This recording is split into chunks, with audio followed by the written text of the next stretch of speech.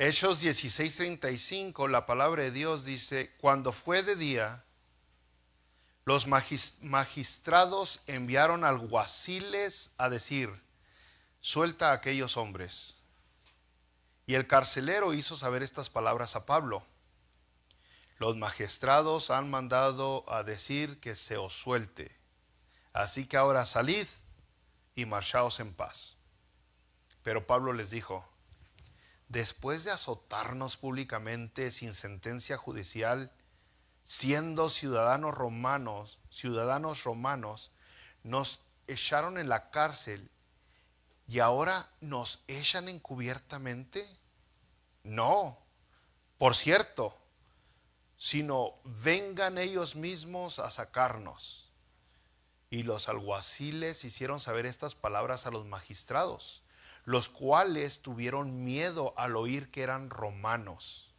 Y viniendo les rogaron, y sacándolos les pidieron que salieran de la ciudad. Entonces, saliendo de la cárcel, entraron en casa de Lidia, y habiendo visto a los hermanos, los consolaron y se fueron. En los versículos anteriores, aquí el capítulo 16, vimos cómo Pablo le saca el espíritu de adivinación a una joven que le trajo muchos problemas a Pablo, ya que se amontonan contra él, los maltratan y los echan en la cárcel. Y estando en la cárcel, vimos una serie de milagros que suceden mientras Pablo y Silas cantaban y oraban a Dios, a tal grado que viene toda una familia, la familia del carcelero, vienen a los pies de Cristo, vienen hasta bautizarse. Ahora dice aquí estos versículos que estamos leyendo: cuando fue de día, los magistrados enviaron alguaciles a decir: suelta a aquellos hombres. Versículo 37, pero Pablo les dijo: después de azotarnos públicamente, sin sentencia judicial, siendo ciudadanos romanos, nos echaron en la cárcel y ahora nos echan encubiertamente. Otra vez es una de esas cosas que posiblemente no entendemos muy bien, o posiblemente sí, porque tiene algún parecido aquí a donde vivimos el día de hoy. La ciudadanía romana, brothers, era un estatus altamente codiciado. La gente anhelaba ser ciudadanos romanos porque daba muchos derechos legales y muchos de esos derechos les daban protección. Y entonces por eso es un tanto relacionado hoy aquí, porque usted sabe que pues muchas de las personas que vivimos en este país, en Estados Unidos, anhelamos o anhelan la ciudadanía de este país por los derechos que da el tener esa ciudadanía. Y no es meramente que uno no ame el país de donde uno viene, los que nacimos fuera de este país, es más bien por los derechos que da el tener, las protecciones, diríamos. Y sobre todo otra vez en estos tiempos donde ambos lados de los políticos juegan con los inmigrantes, ¿no? Ambos lados traen al inmigrante de aquí para allá, como los usan como fichas, ¿no? Bueno, volviendo al tiempo de Pablo, cuando anda predicando acá en Filipos, que era parte del Imperio Romano, era una colonia romana con mucha historia de muchas batallas. Y en este tiempo que Pablo estaba hablando, se calcula que solamente el 10% de la población del Imperio Romano tenían la ciudadanía romana. O sea, no, habían diferentes estatus. El más alto era ser ciudadano romano y eran muy pocos que tenían esa ciudadanía. Ya cuando era ciudadano romano, pues tenían derecho a, cuando eran acusados, de tener un juicio legal antes de ser aventados a la cárcel. Como ciudadanos romanos no podían ser torturados. Nadie tenía derecho de torturar a un ciudadano romano. Y aun cuando los hallaban culpables en un juicio, solo los ciudadanos romanos tenían derecho a hacer una apelación al juicio que les acaban de hacer. Y pues entonces, brothers, aparte de todo, uno de los castigos que no les podían dar a un ciudadano romano era el castigo de la crucifixión. La crucifixión no era para ciudadanos romanos. Y como les estoy diciendo, eran muy pocos. Muchos de los carceleros y de otras personas que tenían puestos así no eran ciudadanos romanos. No eran. Y habían muchos documentos, había muchas formas así como hoy, de comprobar que era ciudadano romano o no. El día de hoy otra vez, algunas personas presentan su acta de nacimiento, otros sus documentos de naturalización y otros con solamente su pasaporte. Todo eso indica que es ciudadano perdón, es ciudadano americano. Así en aquellos tiempos había un montón de documentos, brothers. El falsificar uno de esos documentos significaba pena de muerte. Si alguien falsificaba documentos de ciudadanía, pues hasta ahí llegaba. Entonces, Pablo fue maltratado, fue acusado, fue maltratado, fue aventado a la cárcel, fue amarrado y luego, sin que nadie se cuenta, lo están soltando y Pablo dice, óyeme, no se vale. Vamos a leer otra parte en la Biblia para que agarren más la onda de lo que está pasando. Vámonos aquí al capítulo 22 de Hechos. Hechos 22, fíjese, aquí en Hechos 22, ya en el futuro, es algo que está a punto de pasar, capítulos más adelante, Pablo vuelve a Jerusalén y empieza a predicar a Jesucristo con poder, como Pablo sabe hacerlo, ¿no? Predica Pablo con ganas. Pero se enojan los judíos y se amontonan contra él, a tal grado que salen otra vez los alguaciles y arrestan a Pablo. Las autoridades los arrestan. El versículo 24 de Hechos 22.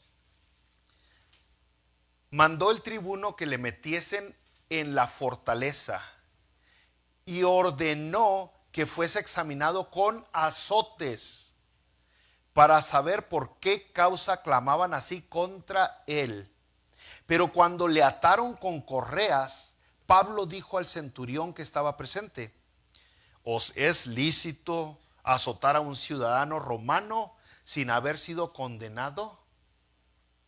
Cuando el centurión oyó esto, fue y dio aviso al tribuno diciendo: ¿qué vas a hacer? Porque este hombre es ciudadano romano. Vino el tribuno y le dijo: dime, ¿eres tú ciudadano romano? Él dijo: sí. Respondió el tribuno: yo con gran suma adquirí esta ciudadanía. Entonces Pablo dijo: pero yo lo soy de nacimiento. Así que luego se apartaron de él los que le iban a dar tormento, y aún el tribuno, al saber que era ciudadano romano, también tuvo temor por haberle atado. En esta ocasión Pablo está en Jerusalén y lo amarran y están ya listos para ponerle otra vez una tunda como le dieron en Filipos, pero por alguna razón, a lo mejor todavía le dolían los latigazos. Pablo dijo: antes de ser azotado, soy ciudadano romano. Y entonces ocurre lo que acabamos de leer. O sea, tal vez no se quiso esperar a los latigazos, sacó la carta de la ciudadanía. Usted ve la preocupación de estas personas por estar castigando, por estar lastimando, por estar calentando para que saque la información sin un juicio a un ciudadano romano. Habían consecuencias. Por eso, volviendo a la cita que tenemos en Hechos 16, dice: los magistrados tuvieron miedo al oír que eran romanos. Lo que quiere decir que Silas también era ciudadano romano, no nomás Pablo. ¿Y miedo por qué?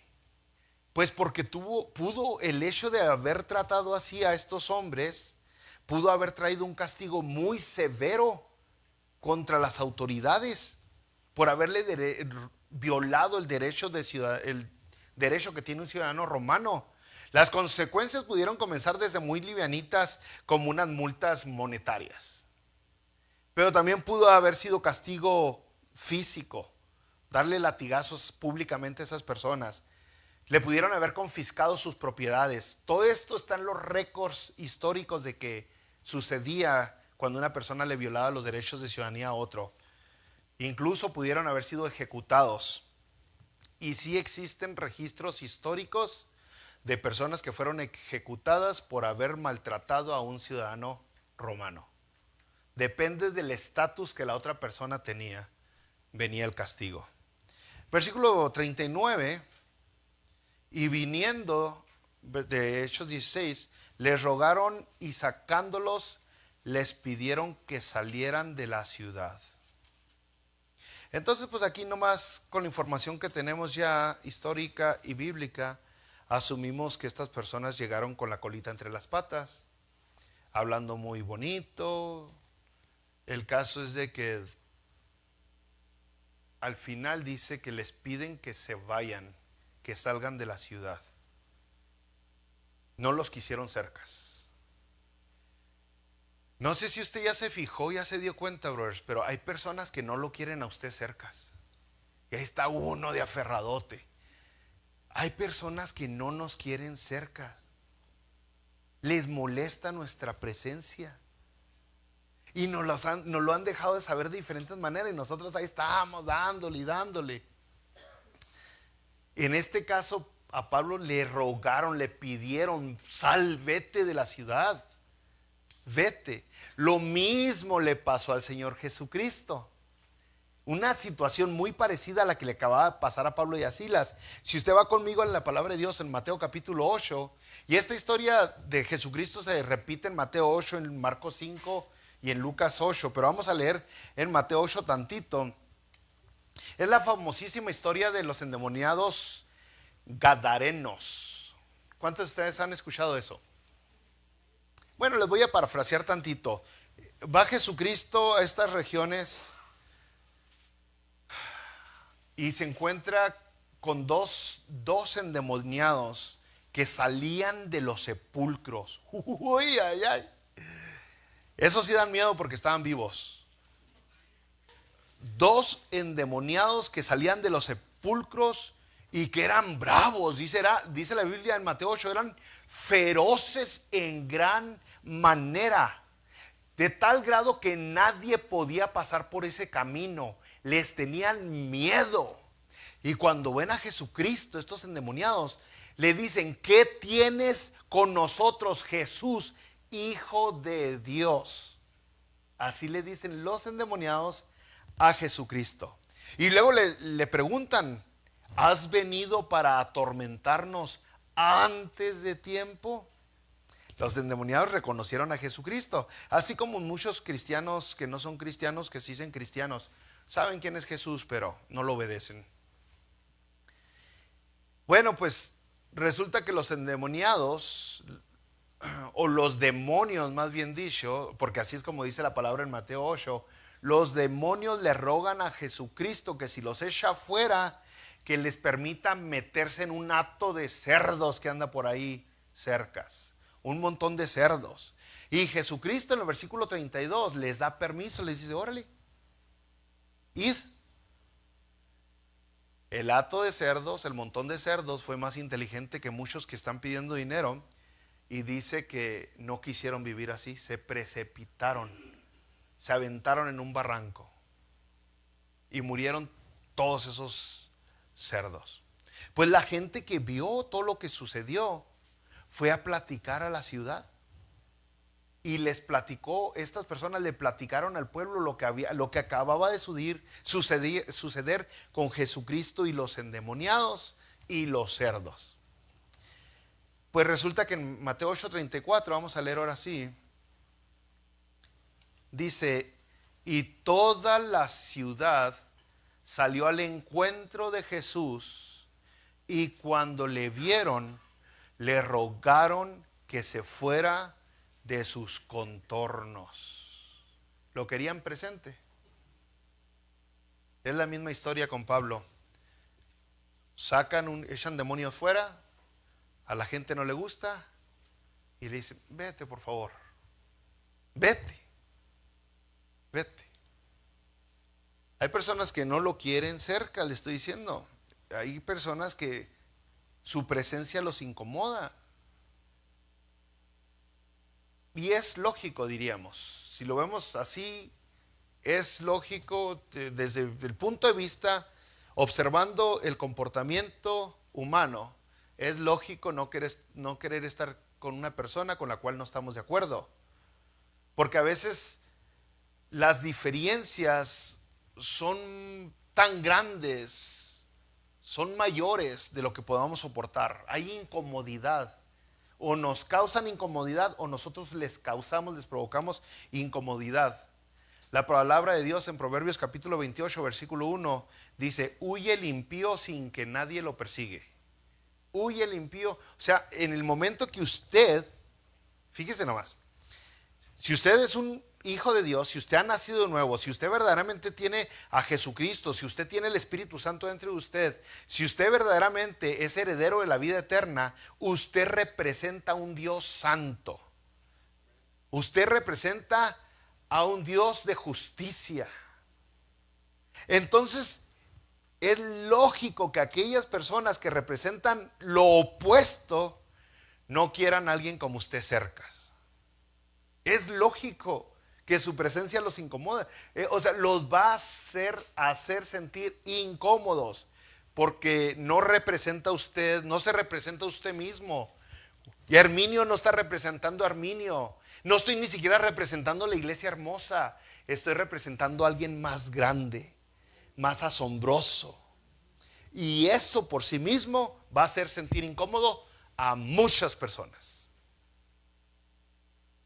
Sobre todo son personas que tienen algo adentro, algo que los está motivando. Entonces, naturalmente el ser humano se sentirá incómodo.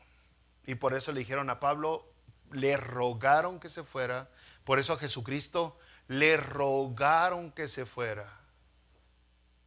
Y si usted verdaderamente, si usted es sensible al Espíritu con el cual fue sellado, según Efesios, cuando usted entre a ciertos lugares, usted se va a sentir incómodo.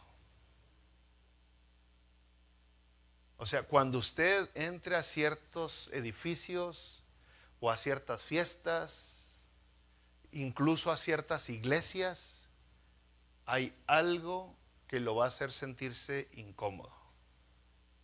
Y no me estoy refiriendo a aquel que no le ha pagado. Hay un don que Romanos capítulo 12 nos habla un poquito al respecto. Y ese don, algunas personas lo tienen más sensible. Se llama discernimiento de espíritus. El poder discernir a la gente. La palabra de Dios nos habla de la vista, de los ojos. ¿Okay? Los ojos son la ventana del alma, dice la gente. Lo que da la idea es de que usted puede sentir, si usted es sensible a su Espíritu Santo le va a hacer sentir incómodo también. O sea, por un lado ellos no quieren estar con usted y la verdad por otro usted tampoco quiere estar con ellos. Sí, esa es la verdad. ¿Qué sucedió en Génesis capítulo 3 cuando Adán y Eva pecaron? Usted recordará que justo después de que pecaron, se escucha la voz de Dios y ellos, veamos el versículo 8 de Génesis 3.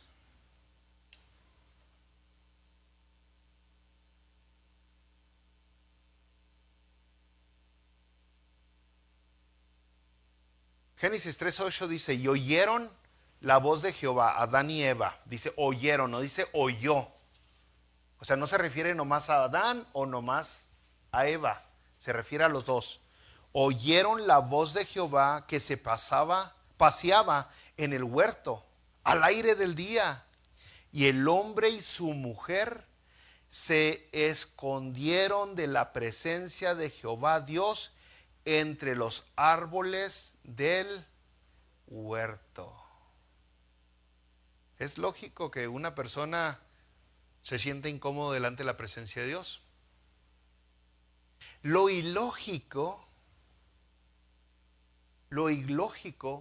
es que nosotros como cristianos, que nosotros como iglesia, busquemos apasionadamente hacer sentirse cómodo a alguien que no está bien con Dios. Que nos extendamos hasta extremos grandes para buscar que la gente que no quiere en realidad nada con el Dios santo, puro, verdadero, que empecemos a hacer cosas atractivas, no para que vengan a un Dios que les exige arrepentimiento, pero para que vengan a nuestra iglesia, para tener más números. O sea, lo ilógico es empezar a diluir el mensaje para que sea más tragable, para que la gente no se sienta incómoda. Y eso es lo que está pasando hoy. Porque cuando damos el mensaje como es, cuando predicamos a Dios como es, incomoda a muchas personas, ofende a muchas personas, lastima a muchas personas. Y entonces si el pastor lo que quiere son números, si lo que quiere es crecer en cantidad, tristemente va a intentar hacer sentir a la gente cómoda, y la mejor manera de hacer sentir a la gente cómoda es quitando lo que los incomoda, y lo que los incomoda la mayoría de las veces son cosas como pecado, arrepentimiento, culpa, temor, porque eso hace que la gente se sienta muy incómoda. Y tristemente es lo que vemos hoy. Tristemente vemos a muchos pastores preocupados. ¿Cómo hago crecer la iglesia? ¿Cómo hago crecer la iglesia? Y empiezan a regalar pan y empiezan a regalar arregladas reparaciones de autos gratis, y poco a poquito empiezan a dar un mensaje más como música para los oídos, ¿no? Un mensaje más de motivación, un mensaje que te habla más de las promesas y las bendiciones de Dios, olvidando la justicia y la santidad de Dios. Porque la justicia y la santidad incomodan, pero las promesas y las bendiciones es algo que todo el mundo quiere. Si usted se fija, vamos a ver, estoy generalizando, así que tenga cuidado, pues hay casos diferentes, pero la mayoría de las veces los niños, los hijos le tienen miedo al papá. Pero con la mamá, ay, mi mami. O sea, no sé si se ha fijado, por ejemplo, a mí para hacerme enojar de chiquitos en la escuela, aquí eran muy llevaditos. Le decían, ay, tu mamá es tan gorda que...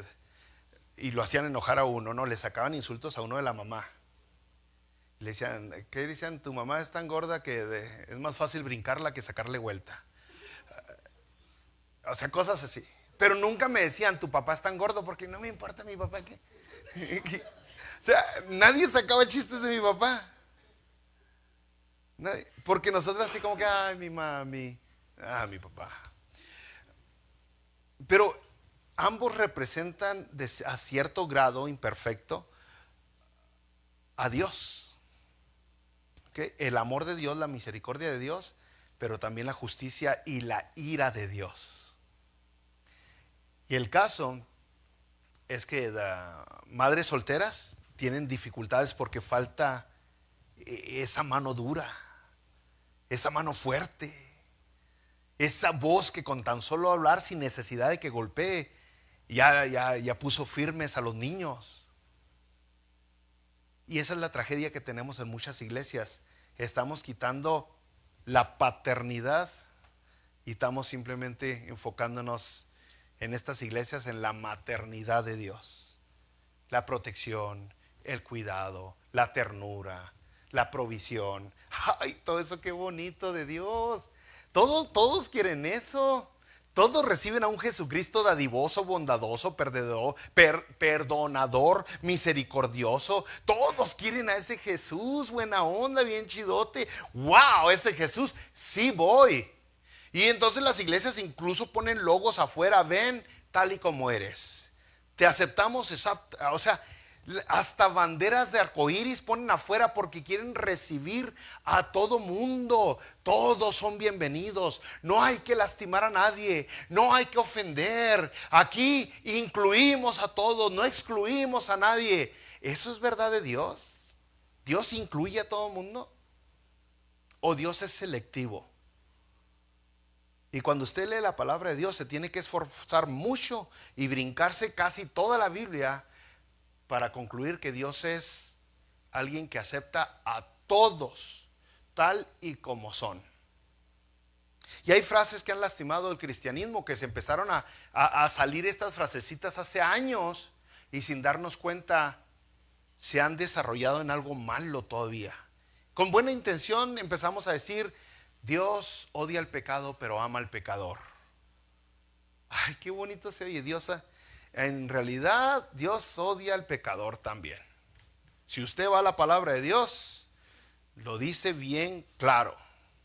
¿Ok? O sea, si no te arrepientes, vas a terminar en condenación eterna. Tanto así. Y el castigo, la condenación, no es chiripa o no es que alguien, o sea, entienda esto, el castigo eterno lo manda Dios. Dios es, o sea, ¿quién más? Se ha preguntado esto.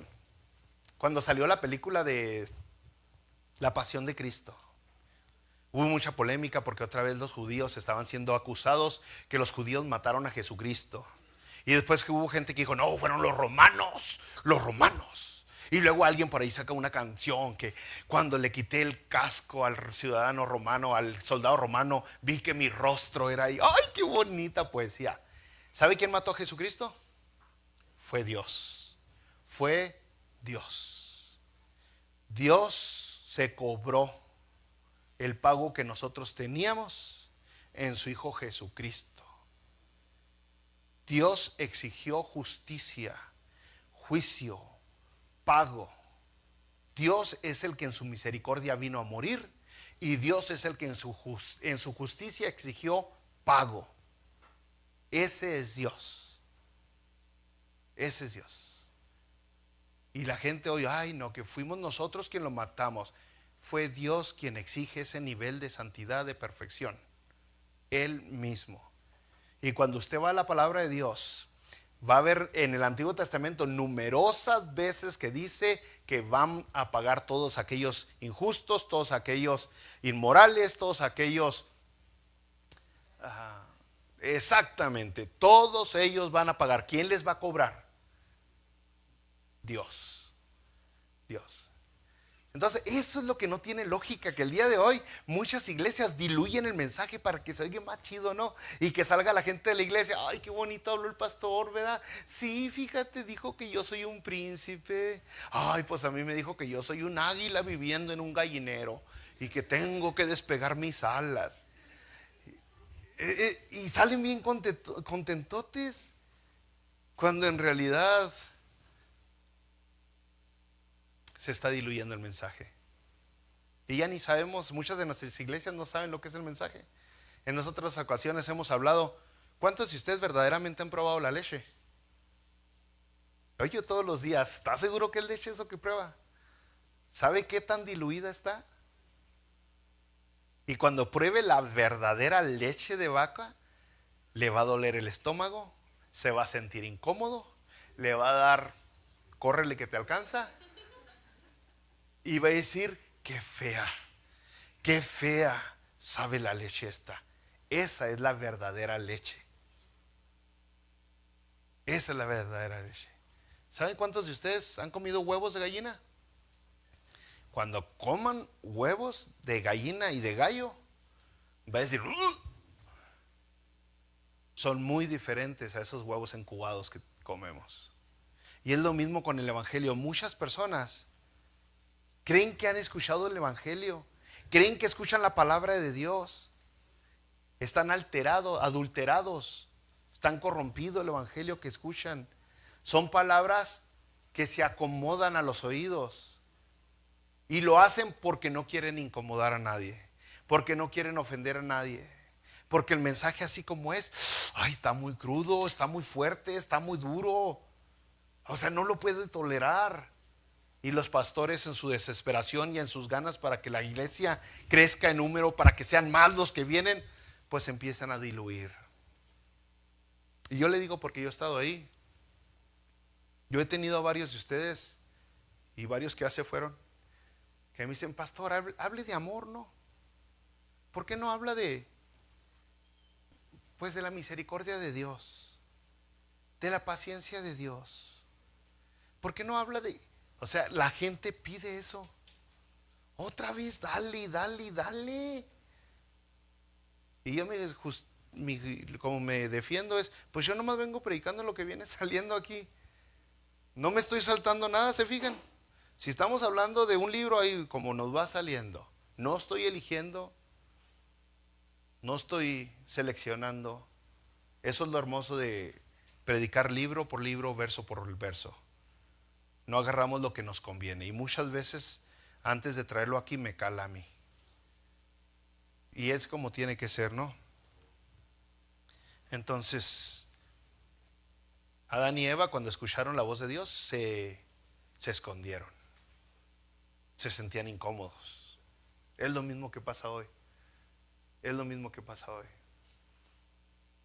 Ayer tuve una plática con unos pastores y estaban hablando de la prioridad que todos tenían y dieron muy buenas opiniones acerca de sus prioridades. Pero pues yo le dije, pues es que la prioridad para mí no es que la iglesia crezca o que tengamos más ministerios. La verdad, lo que más me preocupa es que los miembros de la iglesia sean espirituales, que verdaderamente sean salvos. Antes de ponerlos a trabajar en esto, en aquello, que verdaderamente hayan nacido de nuevo, que verdaderamente tengan el Espíritu Santo, que sean templo del Espíritu Santo. Eso es lo que más me preocupa, más que estar viendo que ahora otro salón y yo creo que ahí es donde deberíamos estar todos, que nos preocupe mi persona y que me preocupe mi familia. O sea, aquí hay muchos padres de familia. Dígame que usted, papá, no se preocupa en la condición espiritual en la cual está su hijo. ¿Le preocupa que su hijo o su hija se vaya a ir al mundo, a negar a Dios, a hacer actos injustos, a provocar la ira de Dios? Eso es lo que más nos preocupa. Nos debería de preocupar el estatus espiritual de nuestra gente. Y para conseguir un buen estatus en nuestros hijos, no podemos echarle cremita y una fresita a la palabra de Dios para que sea más atractiva. La palabra de Dios redarguye, convence, transforma. O sea, dice la Biblia que la palabra de Dios no vuelve vacía. La palabra de Dios. Entonces, eso es lo que es ilógico, ¿no? Que haya tantas iglesias el día de hoy, tantas iglesias que diluyen el mensaje. Y luego nos preguntamos por qué hay tantos cristianos que dicen que son cristianos y son tan egoístas, nomás viven para ellos, no le dedican en realidad tiempo a Dios, se justifican de una manera muy antibíblica, muy ilógica, creen que son salvos, pero en realidad al ver sus actos nos damos cuenta que no lo son. Amós, volvamos a Amós. Hemos estado predicando aquí un poquito el Antiguo Testamento.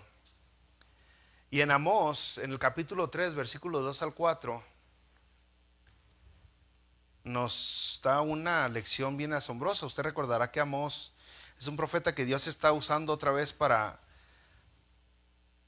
llamarle la atención al pueblo. Está usando a Amós Dios para advertirles, diríamos, a la gente, un llamado al arrepentimiento.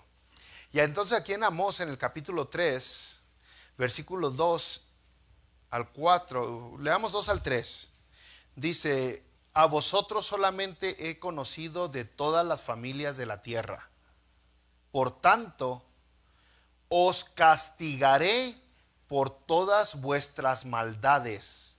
¿Andarán dos juntos si no estuvieren de acuerdo? Hasta ahí leemos. Dios le está diciendo a través de Amós al pueblo de Israel, al pueblo de Dios: he tenido de todas las naciones, ustedes han sido la nación con la que he tenido una relación. No ha habido otra nación así completa, no ha habido otra nación con la que tengamos una relación. ¿Ok? Pero luego les dice: los voy a castigar por las maldades. Y luego les dice: ¿Pueden andar dos juntos si no están de acuerdo? O sea, ¿cómo vamos a mantener esta relación si yo soy bueno y ustedes son malosos? ¿Cómo vamos a mantener esta relación si yo perdono y ustedes son rencorosos? ¿Cómo vamos a tener esta relación si yo amo y ustedes odian? Es lo que le está diciendo. Y fíjese, hemos tenido una relación, pero ustedes han sido malos. ¿Podemos andar juntos si no estamos de acuerdo?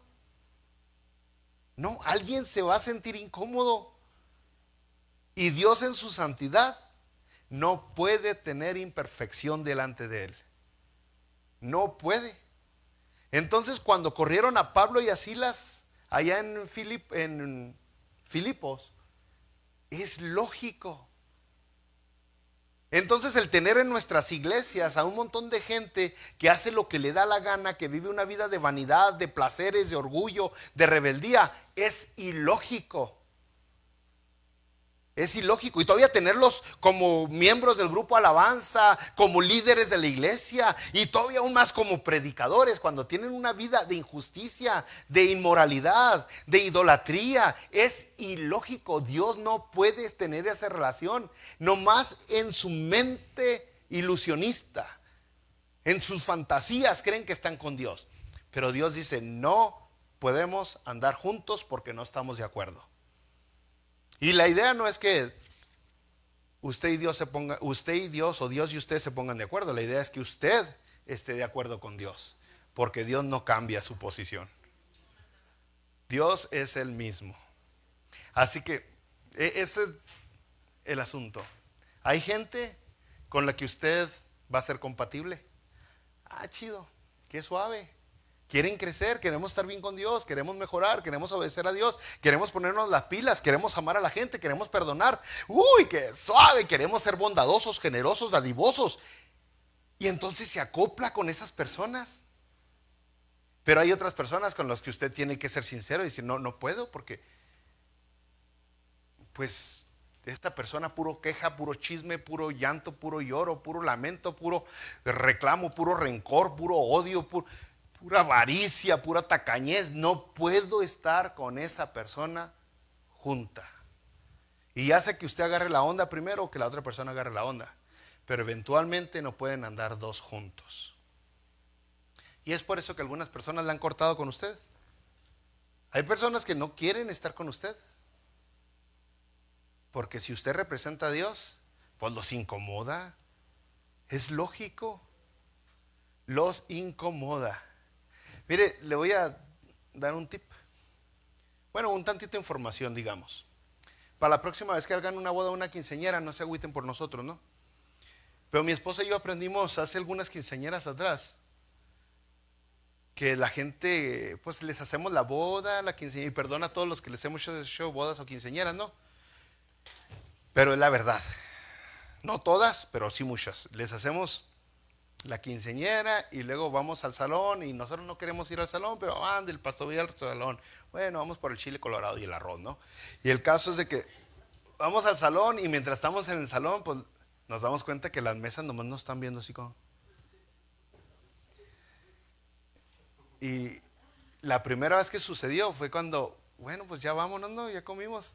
Y nos salimos, pues, dijimos, esta fiesta, ¿qué onda? Todos nomás nos ven. Y algo se nos olvidó y nos regresamos. Oh, no, hombre, ya estaban dándole a todo. O sea, ya estaba, pero buena la fachanga. Y los papás de la quinceañera, pastor, se asustaron. Ya desde entonces agarramos la onda. Ya nos están viendo, ya vámonos. Estamos arruinando la fiesta. Estamos arruinando la fiesta, ¿no? Y lo sabemos, la gran mayoría son así, ¿verdad?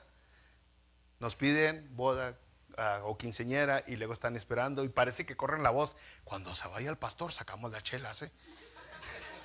Porque nos ve la gente, ¿verdad? Y estamos bien incómodos ahí comiendo. Yo sinceramente prefiero eso. Porque que se esperen a que me vaya. Porque si la sacan, pues me están corriendo. ¿Sí me entiende? Si sacan todo eso, me están corriendo. Y no le estoy diciendo, no estoy siendo exagerado, ya sabe mi pensamiento con respecto al alcohol y con respecto al baile. No le estoy siendo religioso, que, ay, no, Satanás, porque se echó una.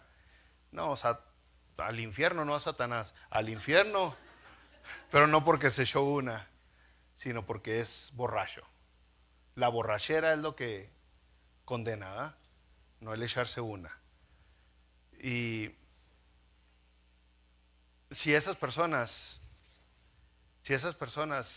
son tan generosas, tan buenas, tan amables, tan gentiles, de esperarse hasta que nos vayamos nosotros, pues intentamos irnos lo más antes posible. Intentamos irnos lo más antes posible. ¿Por qué usted no puede hacer eso? Darse cuenta cuando la gente no lo quiere cercas. Es algo que representa. Es algo que usted tiene que los hace sentir incómodos. Y el estar nomás ahí moleste y moleste y moleste no va a servir de nada. Si su vida ya notaron que es diferente, su vida eventualmente, su testimonio, su diario vivir, eventualmente va a servir para que ellos también cambien. Eventualmente. Pero haga lo que Pablo se fue de ahí con Lidia en Hechos 16, y con Lidia, después de llegar a la casa de Lidia, se despidió de todos y continuó su camino, haciendo la voluntad de Dios. Jesucristo se fue también y le dijo a sus discípulos cuando los envió: si no te reciben, nomás sacúdete el polvo de tus pies y vete a otro lugar. Entonces no seamos tan tercos y aferrados. El que cambia las vidas, el que transforma, no es usted, es Jesucristo. Padre,